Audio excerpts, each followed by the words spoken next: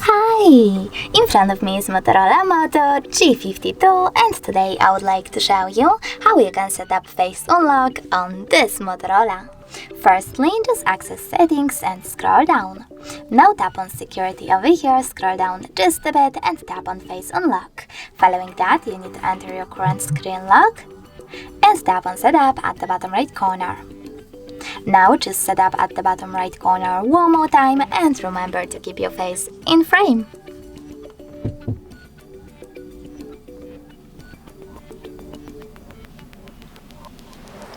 Now you can adjust all of those settings by clicking on the switchers next to those two features, and when you're ready, select next at the bottom right corner. Then done!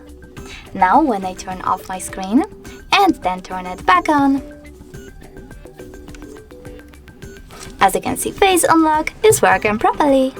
Thanks so much for watching. If you enjoyed this video, leave a like, comment and definitely subscribe. Bye!